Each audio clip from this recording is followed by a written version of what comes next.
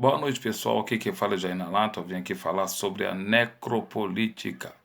A necropolítica, resumindo, é a política de morte feita pelo Estado. Então, esse trabalho foi feito pelo autor camaronês Achille Mbembe e traduzido para o Brasil por Rosiane Borges, esse trabalho dele é de 2003. A necropolítica está toda ela relacionada com racismo e com a ideia da eliminação de um inimigo, e também sob o contexto favela no Brasil. Então, a necropolítica é a política de morte do Estado, a maneira que o Estado age nas áreas pobres do país, a maneira que o Estado age com as suas forças de segurança nas favelas, na periferia da cidade, e a maneira distinta que ela faz isso dos loteamentos, dos grandes enclaves de ricos. Quer dizer, o mesmo modo operante da força de segurança na favela não é o mesmo na área dos ricos, na área da classe média alta. Isso é uma coisa que fica muito bem explicado no seu trabalho. E ele explica também que, com o fim da escravidão, no dia 13 de maio de 1888, as forças de segurança vai substituir o capitão do mato.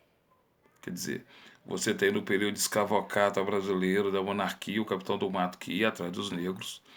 E no período republicano você vai ter o que? As forças de segurança fazendo esse tipo de serviço.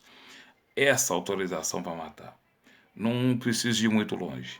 Quem entende o que foi o auto de resistência no regime militar e quem parou para poder ler sobre o projeto do juiz Sérgio Moro sobre o excludente de ilicitude, mata toda a charada. Você não precisa ser o técnico, basta que você vá lá no Google, clique lá, auto de resistência. Depois você clica excludente de ilicitude. Você simplesmente vai ficar horrorizado. É a autorização que o Estado dá para que a sua segurança mate. Quem é que mais sofre com isso? O negro brasileiro. Tá entendendo? E é uma política de trabalho sobre a morte. Essa política, toda ela relacionada à morte. A necropolítica já fala necro, morte em grego. Política da morte. Então, para a nossa sociedade brasileira, que tem 54% de negro, isso é uma coisa muito importante. Isso é uma coisa para poder abrir novos horizontes para o combate à violência das forças de segurança, ao combate, tá entendendo? A toda forma de injustiça, ao combate, à punição para quem dá ordem e para quem pratica esses atos. A gente não precisa ir muito longe o que está acontecendo aí pelo Brasil afora.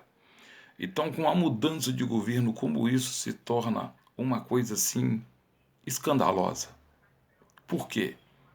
A própria ideia do desgoverno é que as forças de segurança ajam de forma dura nessas comunidades. O Rio de Janeiro é um grande exemplo, São Paulo é outro grande exemplo, e alguns outros estados é exemplo, como Amazonas, Ceará. Como o volume de insegurança está crescendo. Quando você mede o nível de segurança de uma cidade atrelado ao turismo, você vê a vontade que tem desse turista ir para lá. E o Rio de Janeiro é uma coisa incrível. Quanto mais violento, mais ele chama turista. Quer dizer, o turista sabe que é violento, mas o turista quer ir lá conhecer o Rio de Janeiro. Isso também acontece com outros estados. Mas o Rio e São Paulo se diferem disso tudo. Dentro do trabalho da necropolítica do Achille Mbembe, eu vou pautar aqui. É um ensaio que virou um livro em 2003, que chegou ao Brasil em 2018, quer dizer, demorou muito para chegar para a gente aqui. Entendeu? Ele relaciona muitos casos de negros mortos pelas forças de segurança no Rio e São Paulo. Tá entendendo? Também fala que é uma técnica de eliminação de inimigos do Estado. Pode ser. O negro não pode ser um inimigo do Estado, já que ele paga imposto. Ele paga o salário dessas forças policiais que estão lá fazendo patrulhamento. O que a polícia tem que fazer é prender bandido. Não pode sair por aí atirando. Não pode sair por aí achando que qualquer pessoa que esteja andando nesses lugares que é dito de muita violência, achar que todo mundo é bandido de maneira nenhuma, já que isso não acontece nos enclaves, já que isso não acontece em áreas aonde, né, as pessoas com maiores poderes aquisitivos habitam. Mas uma coisa muito interessante no trabalho e na análise da Rosângela Borges. A política sobre o trabalho e da morte. O Estado é soberano quando decide sobre a vida e a morte. Sim, o Estado é soberano, mas ele não pode ser soberano. Ele tem que treinar as suas forças de segurança e eles têm a obrigação de fazer essa distinção. Como? Através da abordagem, pedindo documento. E a maneira que age numa região tem que agir na outra. Porque tem pessoas boas. Ah, o traficante está em cima da laje do fulano lá, com a arma. Ele tá, então vai lá pegar ele. Agora vai entrar na casa do fulano matando, dando tiro. Não pode, não faz isso nos Jardins. Não faz isso no Morumbi. Não faz isso nas grandes áreas. Faz isso em Ipanema, em Copacabana. Não se faz isso no Leblon, no Leme. Então, esse modo operante tem que mudar. Então, o trabalho dele é magistral nesse ponto. E nos traz uma luz como a gente pode fazer para poder melhorar essa política, que está ceifando muitas vidas e que se faz necessário parar.